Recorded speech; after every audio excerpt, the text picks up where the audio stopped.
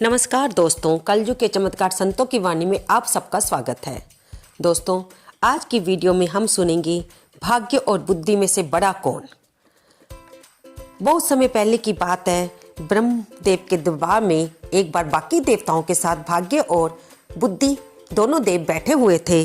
तभी किसी बात पर चर्चा छिड़ी तो भाग्य ये कहने लगा कि मैं बुद्धि से बड़ा हूँ और मैं किसी भी आदमी की, किसी भी पुरुष स्त्री की किस्मत चमका सकता हूँ। लेकिन बुद्धि ने कहा कि भाग्य, ऐसी बात नहीं है, मेरे बिना तुम्हारी भी कोई कीमत नहीं है। ऐसा बातें करते करते दोनों देव आपस में लड़ने लगे। बात इतनी बढ़ गई कि सभी देवता उनको चुप कराने की कोशिश करें, लेकिन उनमें एक तरह से लड़ाई ही छिड़ गई। तब ब्रह्मदेव ने कहा कि ठीक है, हम तुम्हें आपस में ये सिद्ध करने का मौका देते हैं कि तुम दोनों में से श्रेष्ठ कौन है। पृथ्वी पर एक बूढ़ी माँ अपने एक बेटे के साथ रहती है। उस विधवा औरत के पास भाग्य, तुम जाओ और अपनी बात को सिद्ध करके दिखाओ। तब बुद्धि ने कहा ठीक है ब्रह्मदेव, भाग्य उनका साथ जैसा करना चाहे वैसा करे, लेकिन मैं अब उन दोनों के दिमाग में से निकल जाऊंगी और वे दोनों नीरे मूर्ख की भांति ही व्यवहार करेंगे। लेकिन भाग्य ने कहा कि बुद्धि, मैं तुम्हें दिखा दूंगा कि अगर मैं किसी आदमी का साथ दूं तो मैं उसकी किस्मत के सितारे भी चमक सकते हैं। मैं अपनी बात को सिद्ध करके दिखाऊंगा। तब बुद्धि बोली कि ठीक है, हम सब देखेंगे कि भाग्य तुम अपनी बात को कैसे सिद्ध करते हो। तुम्हें मेरी मदद की जरूरत पड़ेगी ही पड़ेगी। लेकिन भाग्य इस बात को ना माना। उसे यही लग रहा था कि उसे बुद्धि की जरूरत नहीं है, वह अकेला ही किसी भी आदमी की किस्मत को बना सकता है और बिगाड़ सकता है। अब भाग्य ने सोचा कि मैं कैसे उस बूढ़ी औरत के बेटे की किस्मत को चमकाऊं। उसने बुद्धि से कहा कि मैं इसे सम्राट बनाकर दिखाऊंगा। बुद्धि ने कहा ठीक है, लेकिन ऐसा ना हो कि तुम इसे मरने के द्वार पर ले जाओ, इसलिए इस बात का ध्यान रखना कि ये आदमी मर न जाए। भाग्य ने कहा कि देखो बुद्धि, तुम देखती जाओ मैं क्या क्या करता हूँ। अब भाग्य उस बुढ़िया के लड़के के पास पहुंचा जो कि एक चरवाहा था और उसके पास 3 बकरियां थी जिसे वह चराकर अपने घर का गुजारा चलाता था। भाग्य ने पहले तो सोचा कि मैं किस प्रकार से इसकी किस्मत को बदलूं। फिर कुछ सोचकर भाग्य ने जिस रास्ते से चरवाहा जा रहा था उस रास्ते में सोने के जूते रख दिए। अब जब चरवाहा वहाँ से निकला तो उसने देखा वहाँ पर पड़े हुए जूते चमक रहे थे। पीले रंग के वे जूते उसे बहुत सुंदर लगे। लेकिन दोस्तों, आपको इस बात का ध्यान रखना इस कहानी को सुनते हुए कि वो चरवाहे के दिमाग से बुद्धि बिल्कुल निकल चुकी थी और वह एक मूर्ख की भांति ही था। उसने ये समझ नहीं पाया कि ये जूते सोने के हैं। उसने कहा ठीक है, ये तो बड़ी अच्छी बात है, मेरे पाँव में जूते नहीं हैं, मैं इन जूतों को पहन लेता हूँ।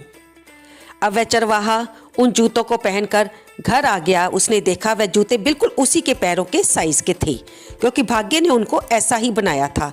लेकिन वह नीरा मूर्ख चरवाहा ये ना समझ पाया कि भाग्य ने उसको ये सोने के जूते उसकी किस्मत बदलने के लिए दिए हैं, जबकि वह तो उनको पैर में डालकर रोज़ अपनी बकरियों को चराने के लिए जाता और वापस ले आता। उसकी बूढ़ी माँ भी समझ ना पाई कि ये जूते सोने के हैं। एक दिन एक सौदागर वहां से निकला जो कि पीतल बेचने का काम करता था। उसने देखा कि एक चरवाहा पाँव में चमकते हुए जूते डालकर बकरियां चरा रहा है। उसने जब ध्यान से देखा तो वो समझ गया कि ये जूते सोने के हैं। अब सोने के जूते देखकर उसे बड़ा आश्चर्य हुआ कि चरवाहे के पास ये कहाँ से आए। उसने चरवाहे की मूर्खता का फायदा उठाते हुए कहा कि क्या तुम इन जूतों को बेचना चाहोगे? मैं एक सौदागर हूँ। अगर तुम इन जूतों को मेरे को बेच दोगे तो इसके बदले में तुम जो मांगोगे मैं तुम्हें दूंगा।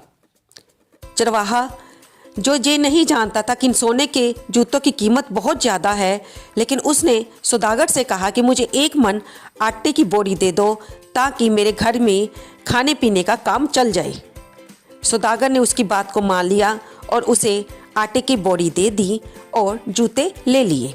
वह उन सोने के जूतों को लेकर चल दिया। यात्रा करते हुए सौदागर कश्मीर में पहुंचा। वह वहां के राजा से मिलने गया तो उसके मन में विचार आया कि क्यों ना मैं राजा के लिए ये जूते भेंट स्वरूप ले जाऊं।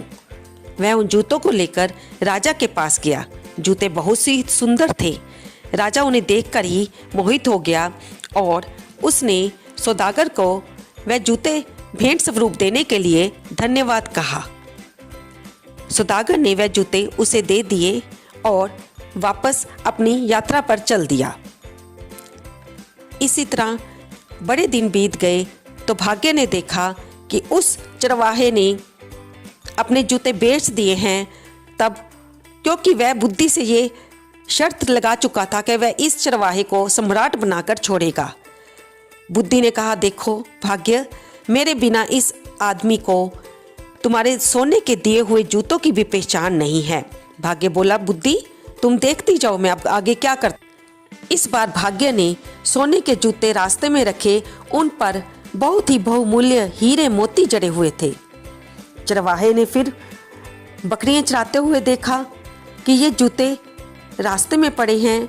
उसने फिर वह जूते पहन लिए और वापस अपनी बकरियों को चराने का काम में मगन हो गया। कुछ महीने बीतने के बाद सौदागर दोबारा वापसी पे उसी रास्ते पे लौटा।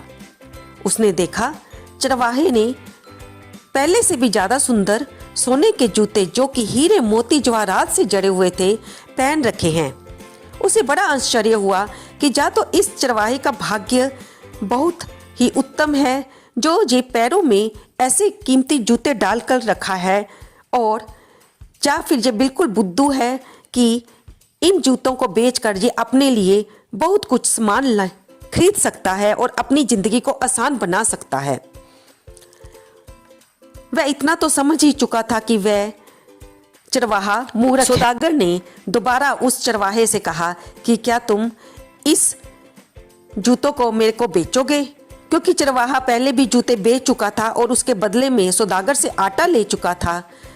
इस बार उसने सौदागर से कहा कि मुझे इन जूतों के बदले में कुछ गर्म वस्त्र और कुछ पैसे दे देना। सौदागर उसकी बात को मान गया। उसने उसे वस्त्र और कुछ पैसे दे दिए जो कि जूतों की कीमत से बहुत कम थे, लेकिन चरवाहे को क्योंकि वह बुद्धि उसको छोड़ चुकी थी इन बातों का ज्ञान नहीं था। अब सौदागर उन जूतों को लेकर दोबारा उसी कश्मीर के राजा के पास गया जिसका नाम तेजपाल था। जब राजा ने उन जूतों को देखा और ये देखा कि ये जूते पहले से भी अधिक सुंदर हैं, तो उसने सौदागर से पूछा कि तुम ये जूते कहाँ से लाते हो? मैंने कभी भी कहीं पर भी इन जूतों के बारे में नहीं सुना और ना ही देखा है। तब सौदागर ने कहा कि मैं ये जूते अपने देश से लाया हूँ। मेरे देश में ये जूते बनाए जाते हैं। जब मैं एक स्थान से दूसरे स्थान पर यात्रा करने जाता हूँ तो वहाँ के राजा को इन्हें भेंट स्वरूप दे देता हूँ। तब राजा ने सौदागर से उसके देश के राजा के बारे में पूछा। क्योंकि सौदागर अपनी झूठी बातों के कारण फंस चुका था, वह अब और झूठ बोलने लगा कि मेरे राजा बहुत महान हैं, बहुत अच्छी हैं, उनकी बहुत बड़ी सेना है। तब राजा ने बातों ही बातों में पूछा कि क्या उसके कोई लड़का भी है? सौदागर समझ ना पाया और उसके मुंह से हाँ निकल गया कि हाँ, राजा के तो एक विवाह करने योग्य बेटा भी है। तब राजा तेजपाल ने उस सौदागर से कहा कि मेरे एक बहुत ही सुंदर पुत्री है। मैं चाहता हूँ कि उसके योग्य वर मिले। जैसा कि तुम बता रहे हो कि तुम्हारे देश का राजे के भी एक जवान बेटा है और वह विवाह योग्य है, तुम मेरी पुत्री का विवाह उसके संग करवा दो। तुम मेरी तरफ से अपने राजा के पास निमंत्रण लेकर जाओ।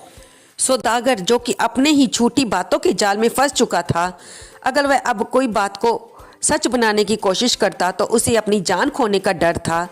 राजा उसे कैद में भी डाल सकता था और उसे मौत का सजा भी सुना सकता था। इसलिए वह वहां पर चुप कर गया और राजा की बात को स्वीकार करके वापस आया। उसने राजा से 6 महीनों का समय लिया। वापस आकर वह चरवाहे के पास रुका और चरवाहे के रहने वाले स्थान को उसने मजदूर लगाकर उसे एक बड़े महल के रूप में बदल दिया। चरवाहे की और उसकी माँ के लिए उसने नौकर दास दासियों का प्रबंध किया, उनके लिए अन्न के भंडार का प्रबंध किया। फिर उसने एक बड़ी सेना का भी प्रबंध किया। क्योंकि उसके पास बहुत सा धन था, इसलिए उसे इस काम में बिल्कुल भी मुश्किल नहीं आई। वह तो अपनी जान बचाना चाहता था, इसलिए उसने चरवाहे को राजकुमार बनाने की ठान ली थी। अब चरवाहा देख रहा था कि सौदागर क्या कर रहा है, लेकिन वो तो अपने काम में मस्त था। अपनी तीनों बकरियों को वह चराने ले जाता, फिर उन्हें वापस आकर बांध देता और जो घर झोंपड़ी से महल बन चुका था अपनी माँ के साथ दास दासियों से भोजन मंगवाकर खाता। उसे तो अब और चैन आराम की नींद आ रही थी और बड़े मज़े से गुजर बसर हो रही थी, इसलिए उसने सौदागर से कुछ ना कहा। जब सारा प्रबंध हो गया तब सौदागर वापस राजा के पास जाने की सोच रहा था, इसलिए उसने चरवाहे से कहा कि अब तुम भी सुंदर कपड़े पहनकर रहना। अब सौदागर वापस राजा तेजपाल के पास पहुंचा और उन्हें कहा कि मैं आपका निमंत्रण अपने देश के राजा को दे आया हूं, उन्हें यह निमंत्रण स्वीकार है। अब आप मेरे साथ जिसे भेजना चाहे इस बात की सच्चाई जानने के लिए आप भेज सकते हैं। राजा ने एक ब्राह्मण और एक नाई को उसके साथ भेज दिया। उन दोनों ने वहां जाकर देखा कि सौदागर ने जो बातें कही थी वो बिल्कुल सही थी। वहां पर एक महल था, चरवाहे जो कि अब सुंदर कपड़ों में पहना बिल्कुल राजकुमार लग रहा था। उन्होंने राजकुमार को देखा और वे भी ये जान गए कि राजकुमार तो बहुत सुंदर हैं और बड़ी सेना है, दास दासियों का प्रबंध है, अन्न के भंडार भरे हुए हैं। उन्होंने ये सारा समाचार राजा तेजपाल को सौदागर के साथ वापस जाकर सुनाया। अब राजा तेजपाल बहुत खुश हुआ और उसने अब सौदागर से कहा कि ठीक है, अब तुम राजकुमार को इधर ले आओ ताकि मैं इन दोनों की शादी का प्रबंध कर सकूं। सौदागर अपने साथ चरवाहे को लेकर चल दिया। उसने चरवाहे को बहुत सुंदर कपड़े पहना रखे थे, लेकिन चरवाहा चाहे ऊपर से सुंदर लग रहा था, लेकिन क्योंकि उसे बुद्धि का बिल्कुल भी ज्ञान नहीं था, वह तो बिल्कुल निरा मूर्ख ही था। वह अपने साथ तीनों अपनी बकरियों को भी ले गया। सौदागर ने बहुत मना किया, लेकिन उसने ना माना। सौदागर ने एक छोटी सी सेना बनाई, एक रथ में चरवाहे को बिठाया और उसके ऊपर छत्र से उसे रथ को सजा दिया और राजा तेजपाल के पास चल दिया। वह चरवाहा तो बिल्कुल मूर्ख था, वह अपने साथ तीनों बकरियां भी लेकर चल दिया। जब वह राजा तेजपाल के पास पहुंचे तो उन्होंने उनकी आगवानी करने के लिए राजा तेजपाल अपनी सेना को लेकर हाथ में तलवार लेकर वहां आया, क्योंकि ये राजाओं का एक नियम होता था कि वे अपने देश में आने वाले हर राजा का स्वागत करते थे और फिर ये तो राजा का दामाद बनने जा रहा था। लेकिन चरवाहा उन्हें देखकर डर गया। तब सौदागर ने उसे कहा कि डरने की कोई बात नहीं है, राजा तुम्हारी आप भगत के लिए ही यहाँ पर आया है। ऐसा कहकर उसने चरवाहे को समझाया। राजा ने राजकुमार बने चरवाहे का बहुत ही गर्मजोशी से स्वागत किया, उसके लिए अच्छे खान पान की व्यवस्था की और शुभ दिन देखकर राजकुमारी के साथ उसका विवाह कर दिया। अब वहाँ के राजा का असूल होता था कि जो भी वहाँ का दामाद बनता था वो 7 खंड ऊपर, यानी कि 7 मंजिली ऊपर के कमरे में रहता था। अब सौदागर को ये चिंता थी कि अगर इस चरवाहे को मैंने अकेला छोड़ा, जो कि उसने अभी तक चरवाहे को अकेला नहीं छोड़ा था, तो उसका पोल खुल जाएगी। लेकिन अब यहाँ पर वह कुछ नहीं कर सकता था। चरवाहे को, जो कि राजकुमार बना हुआ था, ऊपर के कमरे में पहुंचा दिया और वहां पर उसे आराम करने के लिए कहा। कुछ समय बाद राजकुमार ने, जो कि चरवाहा था, राजकुमारी के पैरों में बजते घुंघरू और उसके हाथ में दीपक था, तो राजकुमार ने सोचा कि जैसे कोई भूत उसकी तरफ आ रहा हो, क्योंकि वह नीरा मूर्ख था। उसे तो यह भी नहीं पता चल रहा था कि शादी का अर्थ क्या है और इन्होंने उसके साथ क्या किया है। वह सोच ही रहा था कि मेरे पीछे अब भूत लग गया है, इन लोगों ने मुझे एक अकेले कमरे में बंद कर दिया है, मैं इस भूत के कब्जे में नहीं आऊंगा, ये सोचकर वह वहां इधर उधर देखता है। उसे एक खिड़की दिखाई देती है। वह खिड़की के पास जाता है। उसे खिड़की के पास जाते देखकर बुद्धि बोल पड़ती है कि देखो भाग्य, कहीं ये खिड़की से कूद न जाए। अगर ये कूद गया तो 7 मंजिलें ऊपर से गिरकर ये मर जाएगा और इस बेचारे की जान चली जाएगी। इसे बचा लो तुम। तब भाग्य ने कहा कि मैं तो असफल हो गया हूँ, मुझे समझ नहीं आ रहा मैं क्या करूं। ये तो खिड़की में से कूदने की ही सोच रहा है।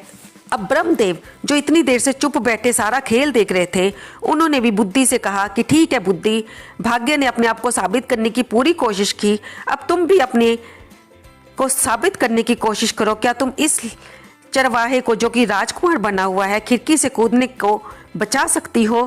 बुद्धि तेजी से दौड़ी और उस चरवाहे के शरीर में प्रवेश कर गई।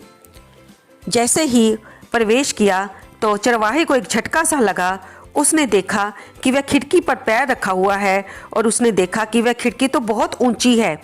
जब उसने नीचे की तरफ देखा और फिर पीछे की तरफ देखा कि वो कमरा तो 7 मंजिलें ऊपर है और उसके पीछे उसकी सुंदर दुल्हन बनी राजकुमारी खड़ी है, जो कि उसकी नवविवाहिता पत्नी थी। बुद्धि के आने से राजकुमार को सारा ज्ञान हो गया। जो जो उसके साथ पीछे हुआ था उसे सारा बातें, सौदागर के साथ हुई बातें, जूतों का बेचना, सोने के जूते मिलना, राजा तेजपाल के पास आना, उसे ये सब स्मरण हो आया और अब वह समझ गया कि सौदागर ने उसे उसके देश का राजकुमार बनाकर राजा के सामने प्रस्तुत किया है और राजा ने अपनी राजकुमारी का विवाह उसके साथ कर दिया है। उसने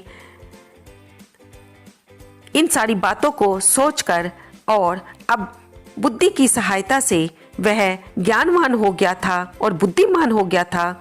अगले दिन वह जब राजा तेजपाल के पास आया तो उन्हें अभिवादन करके बोला कि पिताजी, अब मुझे अपने देश जाने की आज्ञा दीजिए। मैं आपकी पुत्री सहित अपने देश जाना चाहता हूँ। और उसने सौदागर को भी कहा कि चलो मंत्री, आप भी मेरे साथ चलो, अब हम अपने देश वापस लौटेंगे। सौदागर ये सारी बातें देखकर आश्चर्यचकित हो गया, लेकिन वह वहां पर कुछ बोल ना पाया। उसे तो इसी बात की बहुत खुशी थी कि चरवाहे को, जिसे उसने राजकुमार बना दिया था, ज्ञान आ गया था, बुद्धि आ गई थी और वह सारी बातों को समझ रहा था। इन सारी बातों से उसे भी ये फायदा हो गया था कि अब उसे अपनी पोल खुलने का डर नहीं था और उसकी जान भी बच गई थी। वे राजा तेजपाल से विदा लेकर वापस अपने उस देश में आ गए जिसे कि सौदागर ने उस राजकुमार को प्रस्तुत करने के लिए बनाया था। वह चरवाहा, जो कि अब राजकुमार बन चुका था, उसने सौदागर के सभी धन लौटा दिया और उसे सम्मानित विदा किया। बुद्धि ने यह साबित कर दिया था कि अकेला भाग्य कुछ नहीं कर सकता। अगर बुद्धि ना हो तो अकेले भाग्य से इंसान अपनी किस्मत को नहीं चमका सकता। बुद्धि का होना बहुत जरूरी है। इसी से हमें गलत और सही की, कीमती और सस्ते की, हानि और लाभ की पहचान होती है। तो दोस्तों, आपको ये कहानी कैसी लगी? कृपया इसे लाइक करें, शेयर करें और कमेंट करें। हम ये नानी दादी की कहानियाँ आप तक लाते हैं ताकि इनसे हमें कोई ना कोई शिक्षा मिलती रहे।